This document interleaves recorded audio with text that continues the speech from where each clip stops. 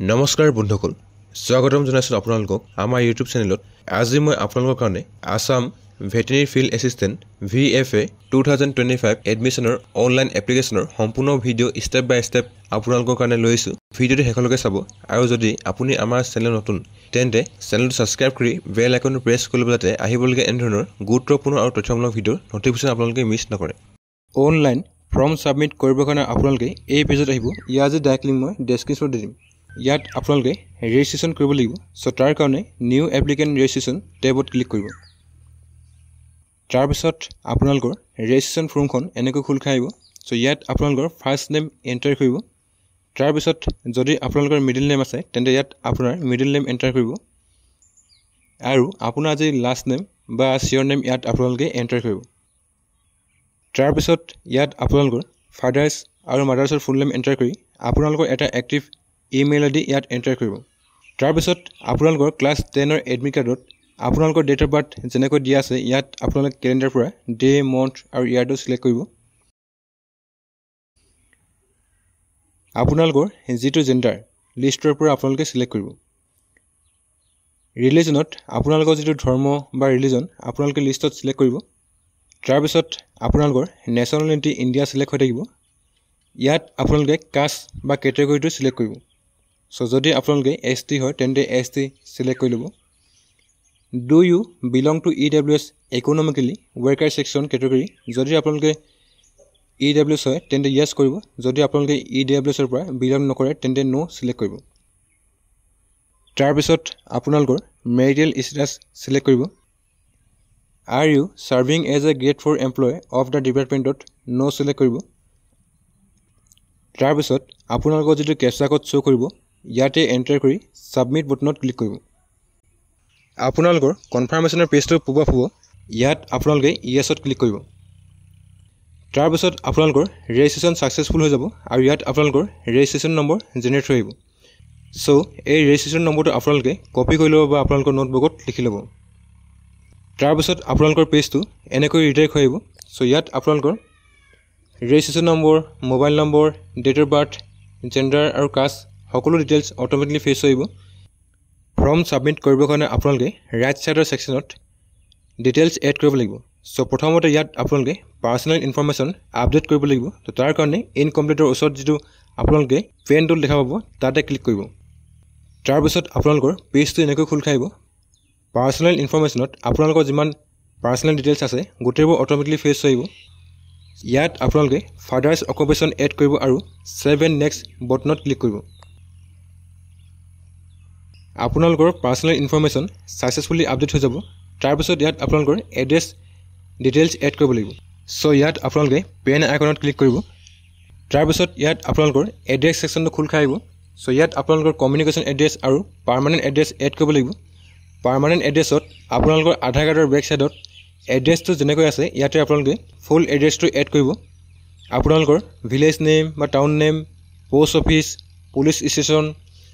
area pin code state home district গোটেই ডিটেইলছবোৰ আপোনালোকে ভালকৈ ফিল আপ কৰিব যদি আপোনালোকৰ কমিউনিকেশ্যন এড্ৰেছ আৰু পাৰ্মানেন্ট এড্ৰেছ সেম হয় তেন্তে আপোনালোকে এই টগলত ক্লিক কৰিব আৰু আপোনালোকৰ যি পাৰ্মানেন্ট এড্ৰেছ কমিউনিকেশ্যন এড্ৰেছত অটোমেটিকলি ফেচ হৈ আহিব বা যদি আপোনালোকৰ কমিউনিকেশ্যন এড্ৰেছ আৰু পাৰ্মানেন্ট এড্ৰেছ সেম নহয় তেন্তে ইয়াত আপোনালোকে ডিফাৰেন্ট এড্ৰেছ এড কৰিব পাৰে তাৰ পিছত আপোনালোকে পেজটো স্ক্ৰল কৰিব গাৰ্জেন নেম এণ্ড এড্ৰেছত যদি আপোনালোকে গাৰ্জেন ডিটেইলছ এড কৰিব বিচাৰে তেন্তে এড কৰিব পাৰে বা যদি আপোনালোকে গাৰ্জেন ডিটেইলছ এড কৰিব নিবিচাৰে তেন্তে স্কিপ কৰিব পাৰে সাবমিট বাটনত ক্লিক কৰিব তাৰ পিছত আপোনালোকৰ এডুকেশ্যন ডিটেইলছ এড কৰিব লাগিব প্ৰথমতে ইয়াত আপোনালোকৰ ক্লাছ 10 ৰ ডিটেইলছ এড কৰিব লাগিব নেম অফ দা ইনষ্টিটিউট আপোনালোকে যিখন স্কুলৰ পৰা ক্লাছ 10 পাছ আউট হৈছে ইয়াত আপোনালোকৰ স্কুলৰ নেমটো লিখিব এড্ৰেছ অফ দা ইনষ্টিটিউট আপোনালোকৰ যিখন ইনষ্টিটিউট বা স্কুল তাৰ এড্ৰেছটো ইয়াত লিখিব নেম অফ দা বৰ্ডত সেৱা এন্টাৰ কৰিব বা যদি আপোনালোকে CBSE পৰা পাছ আউট হৈছিলে তেন্তে ইয়াত আপোনালোকে CBSE এন্টাৰ কৰিব পাৰে ইয়াৰ অফ পাছিঙত আপোনালোকে যিটো চনত মেট্ৰিক পাছ কৰিছে আপোনালোকে চনটো ইয়াত এন্টাৰ কৰিব তাৰ পিছত আপোনালোকৰ পাছিং ডিভিজন সিলেক্ট কৰি আপোনালোকৰ যিমান পাৰ্সেন্টেজ স্কোৰ কৰিছিলে ইয়াতে আপোনালোকে এড কৰিব তাৰ পিছত ইয়াত আপোনালোকে ক্লাছ 10 ৰ নিচিনাকৈ ক্লাছ 12 ৰ ডিটেইলছ এড কৰিব লাগিব সো স্ট্ৰীমত আপোনালোকে সায়েন্স সিলেক্ট কৰিব যদি আপোনালোকে আদাৰ্স স্ট্ৰীমৰ হয় তেন্তে আপোনালোকে VFA এৰ কাৰণে অনলাইন এডমিশন এপ্লাই কৰিব নোৱাৰিব do you have biology as a সাবজেক্টত আপোনালোকে ইয়েস কৰিব যদি আপোনালোকে নো সিলেক্ট কৰে তেন্তে আপোনালোকে এলিজিবল নহব নেম অফ দা ইনষ্টিটিউট আপোনালোকৰ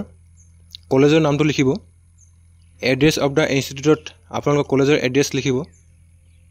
সাবজেক্ট টেকেনত আপোনালোকৰ যিবোৰ সাবজেক্টস ইয়াত আপোনালোকে এড কৰিব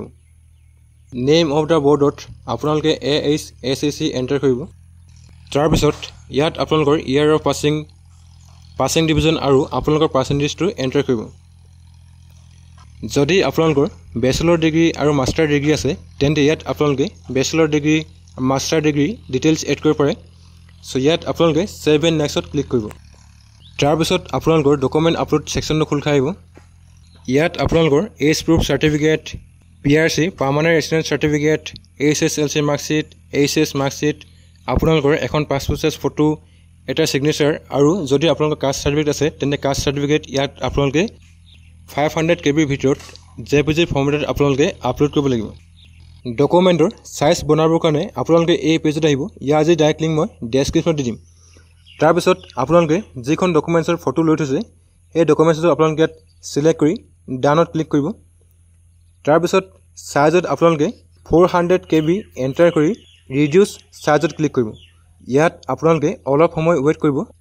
আৰু আপোনালোকৰ ডকুমেন্টৰ প্ৰপাৰ ৰিসাইজ হৈ আহিব সো ইয়াত আপোনালোকে ডাউনলোড বটনত ক্লিক কৰি আপোনালোকৰ যি ডকুমেন্টস আপোনালোকে ডাউনলোড কৰিব পাৰিব ডকুমেন্ট আপলোড কৰিবৰ কাৰণে আপোনালোকে ডকুমেন্ট নেমত এজ প্ৰুফ সাৰ্টিফিকেট সিলেক্ট কৰি আপোনালোকৰ যিখন ক্লাছ 10 ৰ এডমিট কাৰ্ড সেই এডমিট কাৰ্ড সিলেক্ট কৰিব আৰু আপলোড বটনত ক্লিক কৰিব আৰু আপোনালোকৰ যি age proof certificate successfully upload হৈ যাব আৰু লিষ্ট অফ ডকুমেন্টত আপোনালোকে যিকিখন সাৰ্টিফিকেট আপলোড কৰিছে গোটেই সাৰ্টিফিকেট আপোনালোকক শো কৰিব সো ভিউ বটনত ক্লিক কৰি আপোনালোকৰ যি ডকুমেন্টস ভিউ কৰিব পাৰিব যদি আপোনালোকৰ ৰং ডকুমেন্ট আপলোড হৈ আছে তেন্তে ইয়াত আপোনালোকে চেঞ্জ কৰিব পাৰিব সো আপোনালোকে গোটেই ডকুমেন্টসবোৰ ইয়াতে 1 by 1 আপলোড কৰিব গোটেই ডকুমেন্টসবোৰ আপলোড কৰাৰ পিছত ইয়াত আপোনালোকে click here to go to home page and প্ৰসিড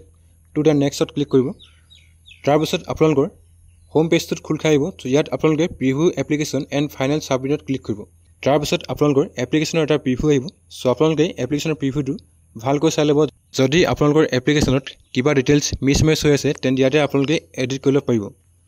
VFA admission এপ্লিকেশনৰ কাৰণে SC ST OBC কোনো ষ্টুডেণ্টে এটকাৰ এপ্লিকেশন ফিজ পেমেন্ট কৰিব নালাগে গোটেইবোৰৰ কাৰণে ফিজ এক্সামটেড কৰা আছে তাৰ পিছত ইয়াত আপোনালোকে ইন্টাৰভিউ সেন্টাৰ গুৱাহাটী সিলেক্ট কৰি ডিক্লেৰেশ্যন দিব আৰু সাবমিট ইয়োৰ এপ্লিকেশনত ক্লিক কৰিব তাৰ পিছত আপোনালোকৰ are you sure page pop up হৈ আহিব সো ইয়াত আপোনালোকে ওকেত ক্লিক কৰিব ওকেত ক্লিক কৰাৰ লগে লগে আপোনালোকৰ এপ্লিকেশন সাকসেসফুলি সাবমিট হৈ যাব আৰু আপোনাৰ এপ্লিকেশন নম্বৰ আৰু একনলেজমেন্ট জেনেৰেট হৈ আহিব সো আপোনালোকে একনলেজমেন্টত ক্লিক কৰি আপোনালোকৰ যি এপ্লিকেশন তাৰ আপোনালোকে এটা প্ৰিন্ট আউট কৰি ল'ব যদি আপোনালোকৰ প্ৰিন্টাৰ নাই তেন্তে আপোনালোকে সেভ কৰিব পাৰিব সো এনেকৈ আপোনালোকে ভেটেৰিনাৰী ফিল্ড এসিস্টেন্ট বা VFA এডমিশনৰ কাৰণে নিজৰ মোবাইলৰ পৰা অনলাইন এপ্লাই কৰিব পাৰিব আজিৰ ভিডিঅ'ত ইমানে আছিল যদি আপোনালোকে ভিডিঅ' চাই ভাল পালে তেন্তে ভিডিঅ'ত এটা লাইক কৰিব আৰু আপোনালোকৰ বন্ধুবৰ্গৰ লগত শ্বেয়াৰ কৰিব ভিডিঅ'টো শেষলৈকে চোৱাৰ কাৰণে ধন্যবাদ